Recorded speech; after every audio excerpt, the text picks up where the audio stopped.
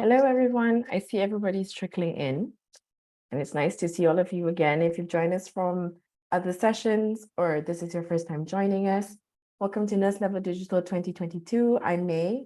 I'm sure you've seen me in the earlier host sessions today. I'm the host for this session with Google, and we have a lot of exciting sessions that you will be also seeing me in later today. Don't forget to join us there. Today, it's mainly about digital marketing, sales, e-commerce, and much more across the 2 other days remaining, which is on Wednesday and Thursday. Make sure you download the VFairs app on your mobile phone, which allows you to join sessions much easier. And with that, we're going to chill for a few minutes before Lino comes on, and you can watch the exciting video to see what's in store.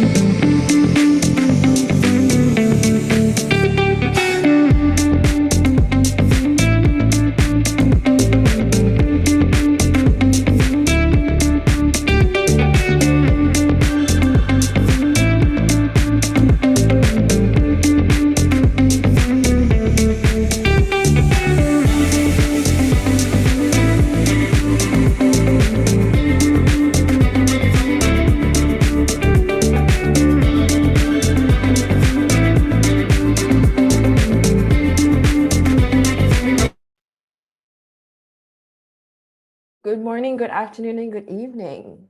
As I mentioned earlier just now, I hope that this isn't the first session that you're joining us today at Next Level Digital 2022. If it is your first,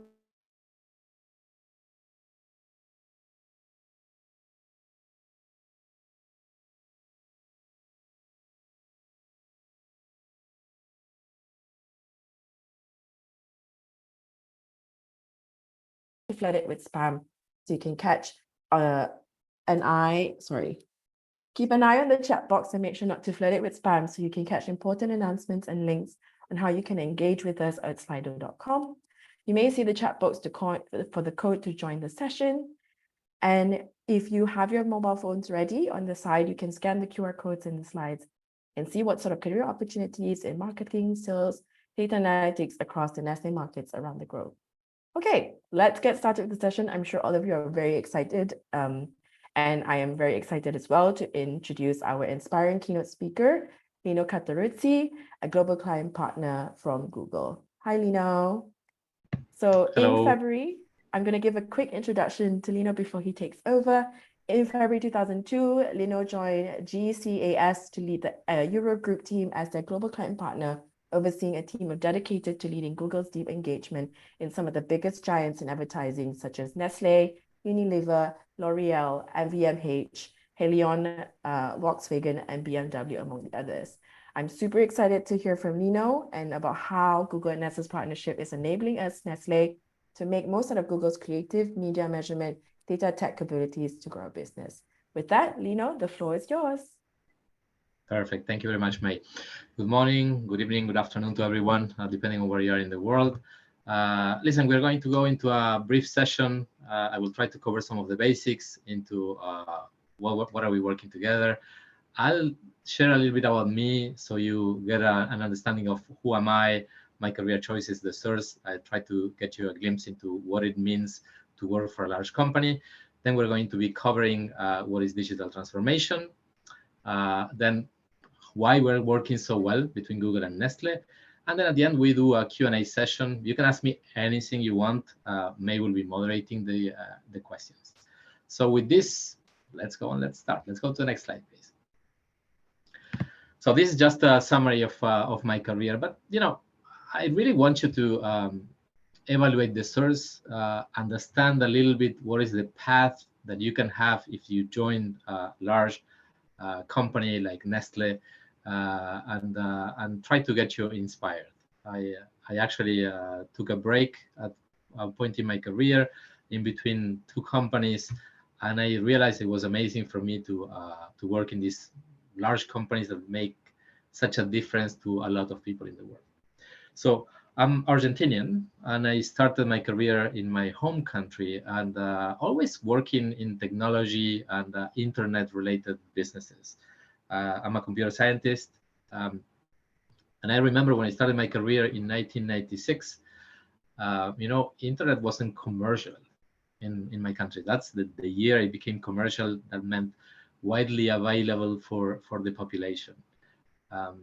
Then I was working into the backbone, into the connectivity of internet in country, and then because of my work, AOL was launching in Argentina, and they invited me to join in a role. At the time, in February 2000, they became the largest company in the world. And I remember in the year 2000, there was the .com hype, in which all these companies were created, and we all thought that the world was going to be changed like in 6 months, although it took a little bit longer. And then there was this huge bear market in which you know, all these companies were bust, and then others were starting, and so on and so forth. And what I want to tell you about that period is that, you know, the cycles, and in these large companies, you really have this helicopter view into what's going on, not only where you are working in, with the country you're working. You typically have access to this much more wider view on what's going on in the world. In AOL, I shifted from technology. I took over marketing. That was a personal choice, and I prepared for that. And the point I want to make into this is, you know, typically large companies help you fulfill your career goals if you qualify and you put your heart behind it. And then I became the CEO in Argentina, and it was time for me to leave the country. I started my international journey in these large companies. You can really move into different latitudes. I think that's a great experience, not just professionally as well as personally.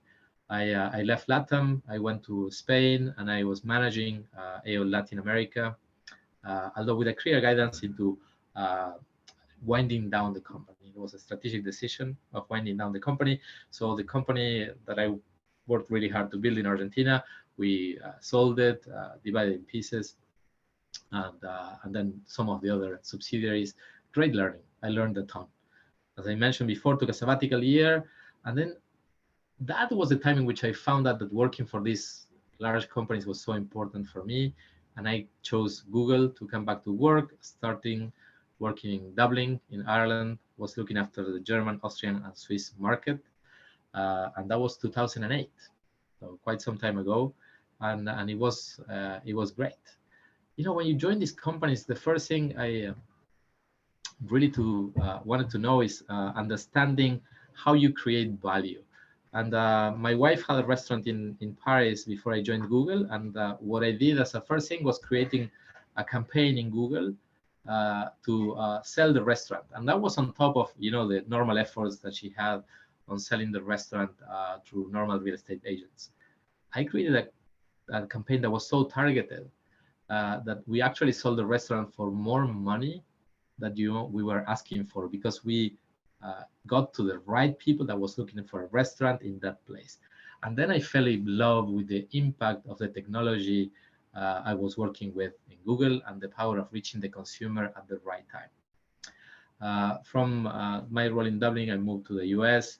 I work in strategy for new products, and then I moved to Argentina. I went back to LATAM, became the head of Google there, and then I moved to Mexico, became the head of Mexico for Google, and then I moved to the Middle East and North Africa and managed the countries in the Arab world, all North Africa and all the Middle East, Levant. Amazing journey. I learned so much in these things. I think by moving and working in different businesses in different places in the world, you learn a ton. There was, of course, in that middle, the mobile revolution. So in AOL in the beginning was dial-up, normally a desktop. Then we became much more into notebooks, and then we became, much more into mobile screens. And all these changes of consumers and technology had a profound impact into the way we behave as consumers. So let's go to the next slide, and let me zoom in a little bit closer into what we are willing to talk today. So what is this digital transformation that everybody's talking about? And everyone in marketing is talking about digital transformation, we know. And Nestlé, we really try to talk much more about digital acceleration. Why? It's because Nestlé is really at the very forefront on what excellence in digital marketing looks like. So let's go a little bit deeper into what we're talking about. Let's go to the next slide, please. If you want to know something, what do? You go and you ask Google. So if you start with a Google search and you ask digital transformation, you see that they can mean different things in different contexts, and it's almost everywhere. I personally like the definition that digital transformation is the adoption of digital technology by an organization. Think about defining company common wide goals for the implementation of technology as a way to improve efficiency, value, or innovation. It's key to effectively compete. Certainly, with all these changes, you have to do this very well to be able to compete. And as well, you have the business transformation, which is the constant change for the technology of the business, the consumer behaviors, the employees, and technology in general that is evolving and changing all the time. Let's go to the next slide and zoom in a little bit more into the different areas of this. And I'm going to zoom in specifically on the advertising industry. And in the industry gravitates around these key themes. First, media efficiency and effectiveness. For most, this is like the cornerstone of digital marketing. Global corporations invest very large amounts of their budgets in media to try to promote their brands. ensuring that these investments are generating the expected results, both from an efficiency point of view and effectiveness, is the responsibility of the different brand managers in the organizations. The second one I would like to mention is e-commerce solutions. And of course, this team has massively accelerated over the past 3 years, mostly because of COVID. You probably all remember all of us in lockdowns and the need to stay at home and need to buy online. The beauty here is how we best connect all our brand interactions together to ensure this seamless channels commerce brand presence. That's kind of an art. Then we are going to talk a little bit about advertising creative excellence. And with all these new platforms that have been created in the last few years, like YouTube, new creative best practices have to be developed. So working at Nestlé for you would mean having video advertising optimized for each of the platforms you work, or in other words, creating ads and content that people want to watch. How? By understanding their preferences. If you understand their preference, you can create those ads that people like to watch at the right time. Innovation, that's another great buzzword, and I'm going to zoom into advertising industry innovation now, because I'll go further a little bit later into more of innovation in general. But innovation can really be a catalyst to create new consumer experience and strengthen the bond between a brand and a person when it's done right. And that's the key, done right. Ad tech and data-driven marketing, this typically refers to managing data at super large scale. Let's think about millions of ad placements every second and optimizing certain business goals, for example, to generate either more awareness of your brand or reaching the right audience at the right time, as I said before. Artificial intelligence and automation. If you heard a little bit Sundar, our CEO, speaking, he will say that Google is an AI-first company, and that applying artificial intelligence and automation in marketing can build a tremendous advantage, competitive advantage when it's done right. Working with very big ideas for your brand and allowing the machines to perform simpler but very repetitive tasks such as basic adaptations makes a big difference over the long run. Think about this iterative process in which you have to learn how to get better all the time with each of the iterations you have with your consumers. And of course, both Nestlé and Google, we have billions of customers. Capability building. Our industry is constantly evolving, and staying ahead of these new changes and evolutions and the research that is coming out from them is key, and you always need to apply the best possible practices that are available for you at that time. And what was working 6 to 12 months before is not necessarily what is going to be working today. Even ourselves, we are trained on a quarterly basis on some of the changes in our products and our things that we need to make happen. Analytics and measurement, which is the last but not the least. You need to understand if all the decisions you made, all the things that you made, they effectively had the impact that you wanted, and how good was the impact. So you need to measure. You need to measure what worked well, what didn't work well. Experimentation and measuring after experimentation is as well a key of how these things get done better at the next time. These are just a few of the key themes that I want to mention. If you work in Nestlé, you can go so much deeper into each one of them or into some of them and get really, to some mastery level. But let's try to see if we can get inspired now with a case on the next slide on a great collaboration between Google and Nestlé for a super famous coffee brand.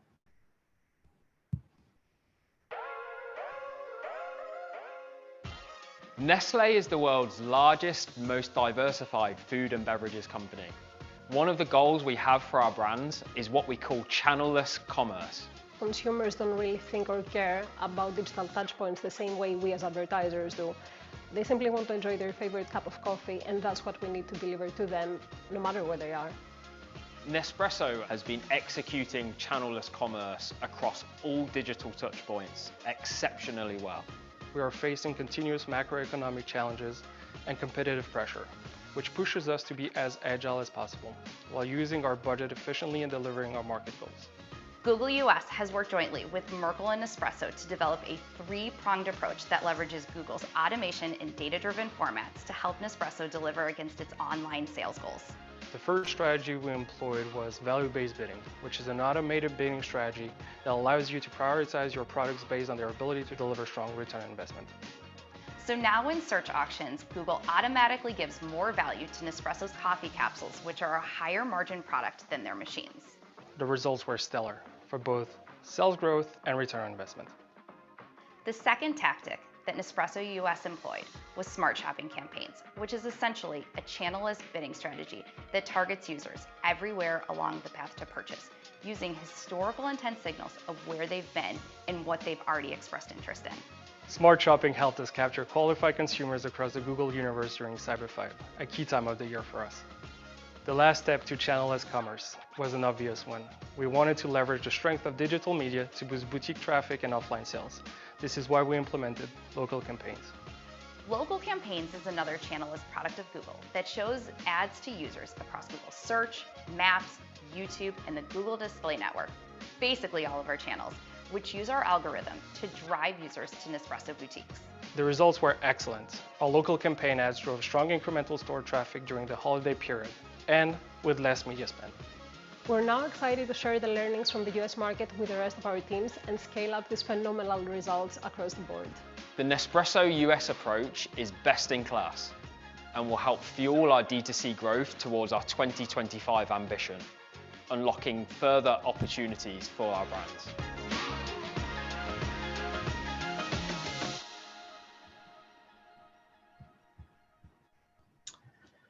Okay, did you capture that goal at the end?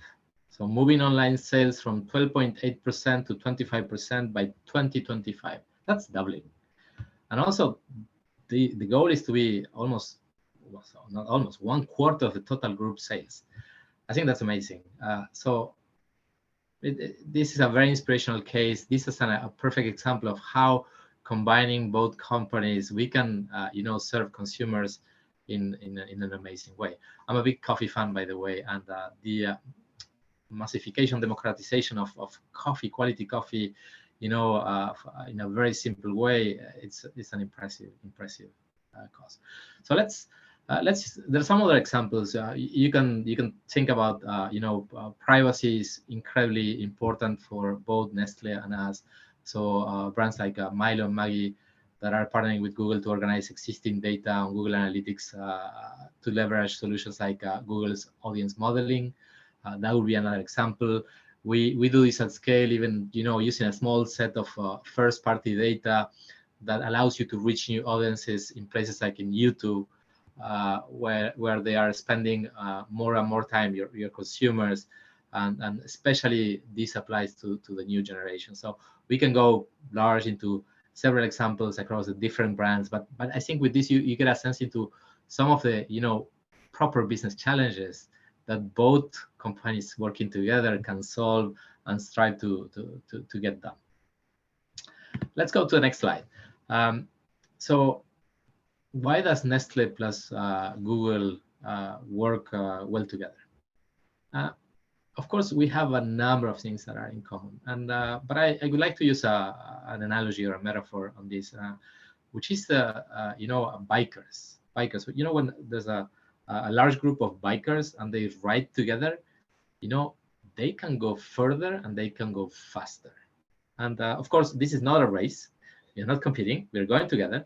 But by going together in this group, in this platoon, if you want, we can really go much faster and much longer. Your hard work gets easier and lets you go a little bit further. But of course, you also need to have fun and enjoy that journey together. And there's this personal chemistry because of the alignment of the values that we have as companies, the way we touch millions or actually billions of consumers that makes us enjoy this ride together. And we push each other, trying to go this extra mile a little bit more every day. I want to, leverage some of these commonalities. Let's go to the next slide. And I want to talk first about scale. I mentioned this a few times that we both touch billions of consumers, but Nestlé has 2,000 brands. It's the largest CPG company in the world. And we at Google as well, we have so many products that are used by so many people. I'll mention them later. But something that we really share in common. And we together can improve the lives of so many people on the planet. This is a personal example. When I wake up in the morning, my children like to have their cup of hot milk. We use Nesquik, not a secret, and they like the Nesquik cereal as well.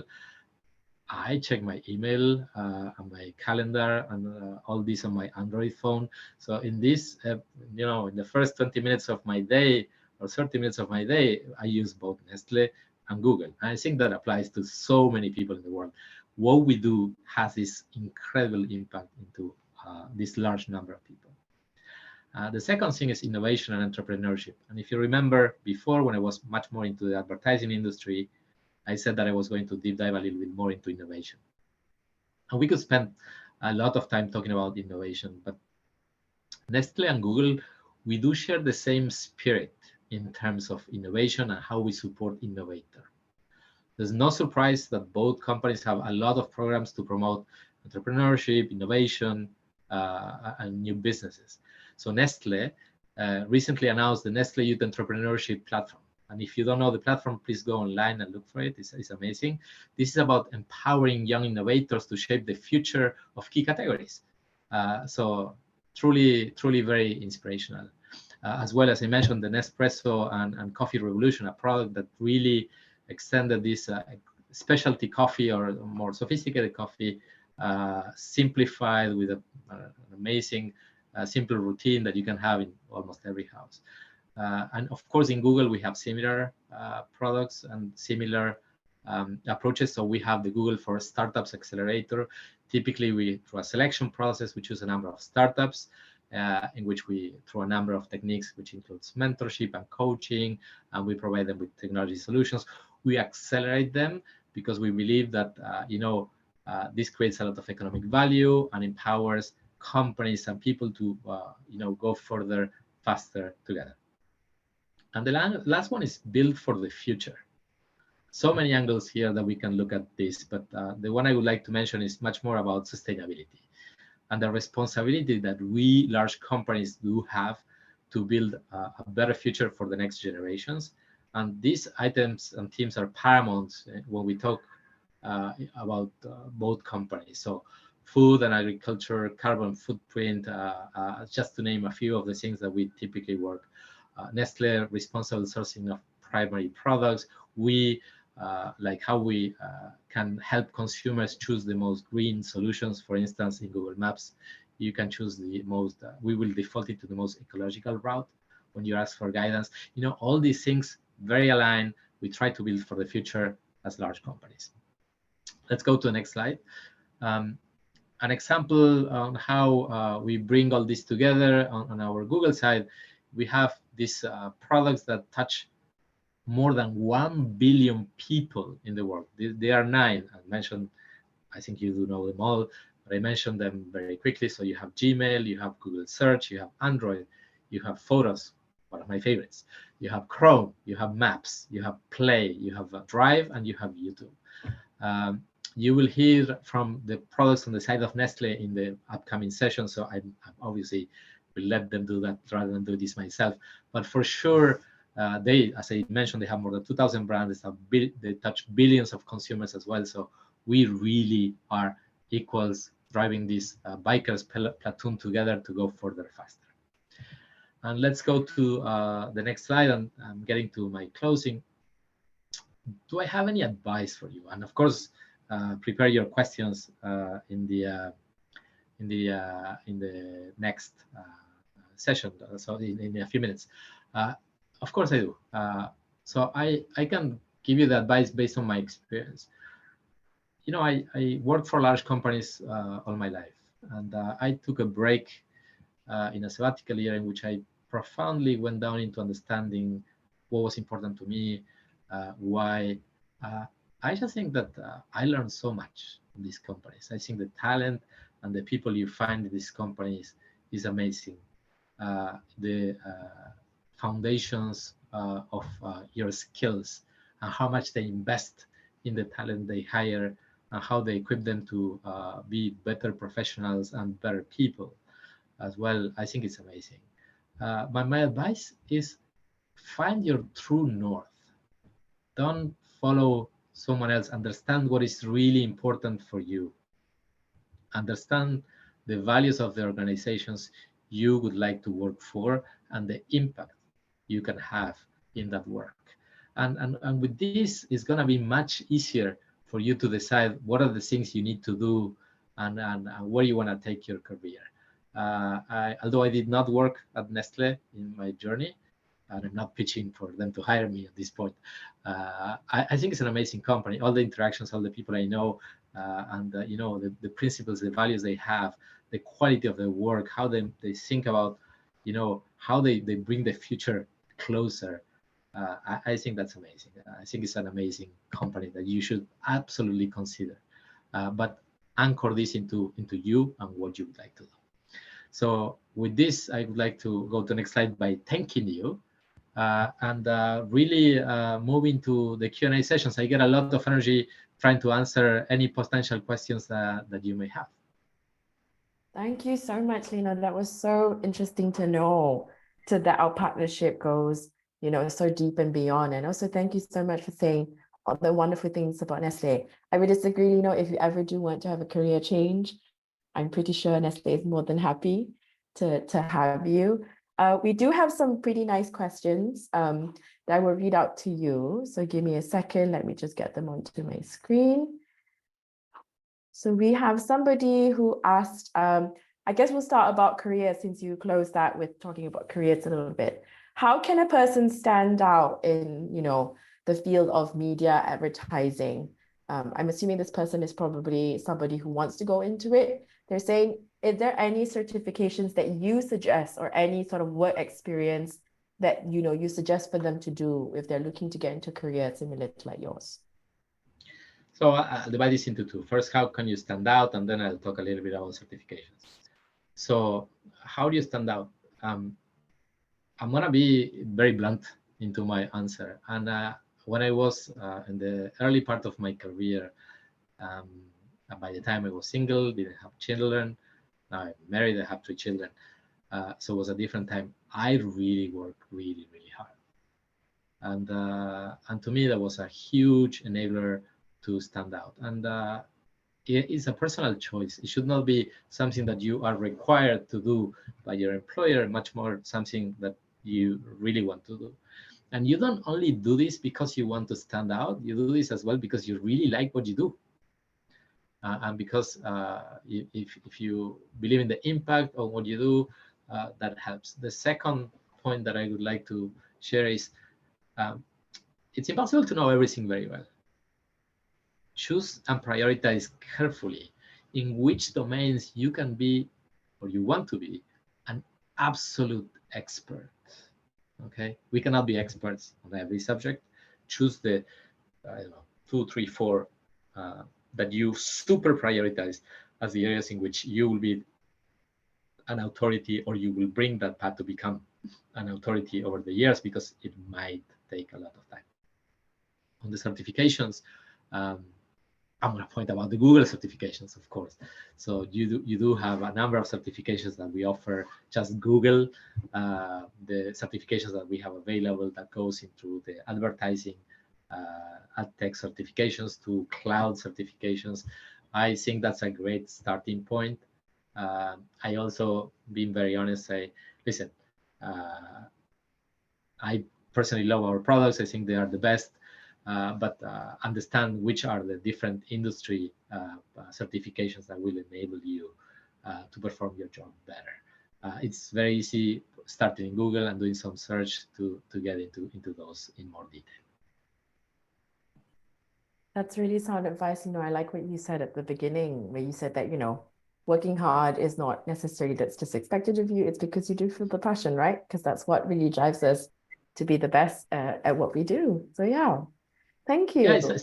you need to enjoy the journey. To me, that's the key. If Absolutely. you really like what you do, working hard, it's with the right people, it's not a sacrifice. It's something that you really enjoy doing. And then, as I said, I would not work today with married and with 3 children as much as I would have worked a number of years before, because I have some other responsibilities as well. So choose your time as well. Exactly. I love that so much. Thank you.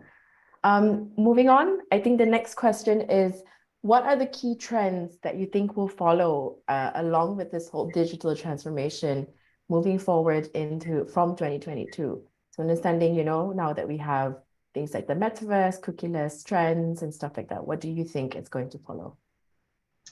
I think the key trend to follow is how you enable the use of AI and machine learning into your solutions and products, because that will give you this huge leverage into how things get better, not necessarily with your direct intervention, right? You get things improved constantly with the support of technology. That to me is my first. The second is experimenting and measuring the results of experimentation. It's better. There's a lot of buzz in things like metaverse and other things, but what effectively is that? How you get on that? Web3 is there as well. So I'm not saying these are not trends that you need to follow. I say follow them, but don't follow the hype. Follow what is going to be the reality and the impact for your business.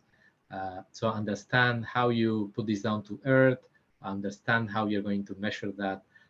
And the last point is, don't go into the last flashy, trendy thing. Always remember the basics of what you are doing and what are your goals and what is going to be an enabler for you to achieve them. That to me is a very, very important remark into how you embrace trends, because we tend to get confused into the new shiny thing versus the relevant thing that allows me to reach my objectives. I love that a lot. I agree with you. I think it's very important, to evaluate whether trends are suitable for your brand, if it aligns with the sort of things that you want to do. I think it also goes to what you were saying just now. It's important to experiment, but also be mindful whether or not this experiment is going to lead to where you want to go, right? So Exactly. Thank you. Awesome.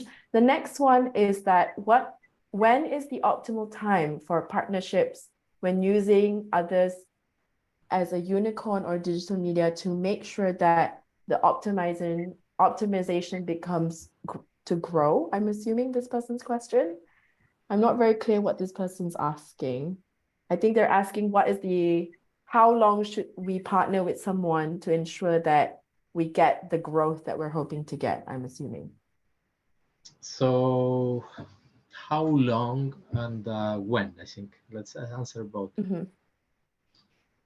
I think first, let's start by who do you partner with, more than when and for how long. But as part of who you partner with is the when. I think that you need to, so if we go back in time, 25 years ago, Google did not exist. 20 years ago was not relevant. 15 years ago was relevant, but not what it is today. And now you're a very large company. Of course, these things, you need to watch the space and understand the trends into which companies are delivering better. But when you start partnering with them, there's a value of partnering early in the cycles of the careers, in particular when they are going to become either standards or when they are going to become movers and shakers on different industries, and they have alternative solutions to that allows you to differentiate from your competitors and so on and so forth. It's hard to predict the future, and for each one of the potentials to be companies, only a few of them make it there. So it's an art to truly understand. So I'm going to talk about the intensity of the partnership. So I suggest you go broad into the exploration on the early stages of, let's say, the different companies when they reach a certain minimal scale, but you only go deep with those that are material for you in achieving your businesses. and you keep an eye into what are and you keep the relationship with the others, but you don't overinvest time until they get into a point in which they are meaningful for you. And then take some bets. Sometimes you will decide that a company is not ready there yet, but you say, I want to go a little bit deeper because X, Y, and Z, but only do very seldomly, choose one or two. But that should not be at the expense of going deep with those partner companies that really, really will make a huge difference on your day-to-day. Agreed there. It's important to remember, what is important to you, right? Okay, this is a really nice one that I think you would be, I don't know if you're allowed to answer this. Where do you think other brands should be focusing on that currently Nestlé does right? Where do you think other brands should be focusing that currently Nestlé does right?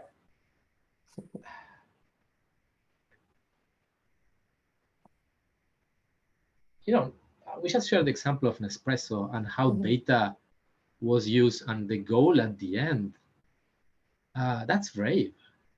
So if you want to get inspired by Nestlé, look at these bold, ambitious goals. Look at how they are driving the transformation. They are looking forward. They want to be, as I said, it's not transformation, it's acceleration, what Nestlé is trying to do. So I say first, copy the attitude. Second, in such a wide portfolio, is not one size fits all. So you have some brands in Nestlé that are direct to consumers. You have some that are not. Of course, the path is different. And so understand the differences in between the brands to understand in which places you can do certain things and in which places you can do some others. But in a nutshell, I'll say first, the attitude into driving the future and not waiting for the future to come. Second is into using data and leveraging data in the best possible way. And third, embrace the different experimentations that are going to be the best for the brand that you're looking to maximize results for. Okay, we have time for one more question, and I think this will be a good one to close. They're saying, 1 second, let me just see. How do you see Google partnerships to be efficient versus a small brand and a big brand like Nestlé? Should we compare budgets or should we focus on more about what we can do better? The efficiency is driven by fulfilling the business objectives of our customers. So it's not how frequently we meet, it's not how much you buy from me or how much you are an ambassador of Google. If you meet your business objectives, you will be that. Okay, that's as second degree comes after we are an enabler of you meeting your objectives. So to me, that is the key. We really focus into making our partners successful. Of course, we have our own set of products and we have our success goals. That happens to all the organizations. But the key is how you put first, helping the other, because that's a way for helping you as well. If our products are amazing, if deliver the results that you expect, you will come and use more of our products because it's an enabler for you. And that is the key of good partnerships. The second thing is, I think we are very good at communicating and engaging from both sides. And then you have large and you have small brands. And I get it. Typically, we tend to focus more into the large, more impactful global brands, as opposed to the local, smaller that are in a given place. But I think it's how we operate, and it's right, because if you manage to get the big brands and the big businesses running, you can then take the time to invest a little bit more in those smaller ones. If the big ones are not working well and you don't meet your results, and you get the small ones doing well, the company is not doing well as a whole. So I think prioritizing is right, but then going a little bit out of the pure top 5, top 10, or whatever criteria used for prioritization, and really take bets into some agreed experimentation of over-investing in some of the small future, let's say, leads, will make a ton of sense, and we try to do this jointly. And that will be the last part I wanted to mention. Thank you so much, Lino. That's been super insightful. Thank you so much for your presentation. Thank you for taking the time to give in your insights in the Q&A. Sadly, this is the end of our session with Lino. I want everybody to thank Lino for his wonderful expertise here. And we hope you enjoyed hearing, from our industry expert and felt inspired by what Lino had to share today. All right. Digital acceleration plays a big role in marketing, and there's always endless opportunities to look forward in these enriching partnerships that we have with someone like Google. With that being said, this is the end of the session, but don't just leave just yet. The next session that we have is by Yanis Dramis, and he's going to talk about Nestlé e-Business Academy for a future-ready digital career, which probably ties into a little bit what Lino said just now about Google School and Google classes that we might have here internally for Nestlé employees as well. And here you can learn about understanding digital capabilities architecture across functions, categories, and skills and competency, and building on employees. This one you really don't want to miss. So you can click on the link that's in the chat right now, or you can go back to our Let's Level agenda page and see that. But don't panic if you missed out any of this session today. You couldn't catch all of Lino's things. There will be a recording that's going to be uploaded on the VFS platform later. And of course, feel free to share about your thoughts about Nest Level today. Tag us on LinkedIn with the hashtag Nest Level, and have a great day. And I'll see you in the next session. Bye, everyone. Thank you. Bye-bye.